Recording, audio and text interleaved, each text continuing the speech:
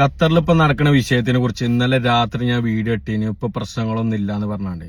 അപ്പൊ കുറെ ആൾക്കാർ അതിൽ തന്ന കമന്റ് ആണ് പിന്നെ നടക്കണ എന്താണ് എന്നുള്ളത്.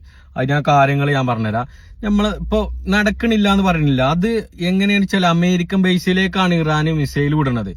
പക്ഷെ അത് ഈ ന്യൂസുകാരൊക്കെ എങ്ങനത്തെ രീതിയിലാണ് മാനിപ്പുലേറ്റ് ചെയ്തുകൊണ്ടാണ് നാട്ടില് ന്യൂസിൽ വിടണതെന്ന് അറിയോ. അതുപോലെ തന്നെ നമ്മളെ ഖത്തറിലുള്ള കുറെ മലയാളീസുകളുണ്ട്. ഓല് ഇതേപോലെ വീഡിയോ ഇട്ടാണ്ട് ഓല ചിലപ്പോ ചില ഏരിയകളിൽ വന്ന് വീണിക്കണേ. സോഷ്യൽ മീഡിയയിൽ റീച്ച് കിട്ടാൻ വേണ്ടിയിട്ട് ആ മിസൈൽ വന്ന് വീണ് പറഞ്ഞാണ്ടുള്ള വീഡിയോ ആണ് നിങ്ങൾ വിടുന്നത്. അത് നാട്ടിലെത്തുമ്പോൾ ആളുകൾ കാണുമ്പോൾ ടെൻഷനാവും. ശരിക്കും എന്താണ് സംഭവിച്ചത്?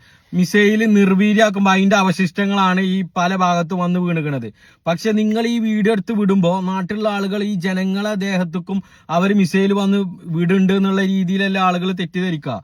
അപ്പോ മലയാളികൾ, ഖത്തറിലുള്ള മലയാളികൾ ഇതിന് നാട്ടിലുള്ള ആളുകൾ ടെൻഷൻ അടിക്കാനുള്ള ഒരു കാരണമാണ്.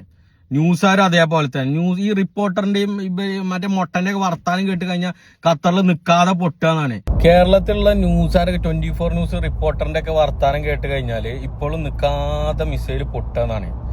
ജനങ്ങളെ വെറുതെ തെറ്റിദ്ധരിപ്പിക്കരുത്. നിങ്ങൾ ആ കാണുന്നതാണ് അമേരിക്കൻ ബേസ്. അവിടെ എവിടെയെങ്കിലും നിങ്ങൾ ഈ കാണുന്നുണ്ടോ? പൊട്ടണുണ്ടോ?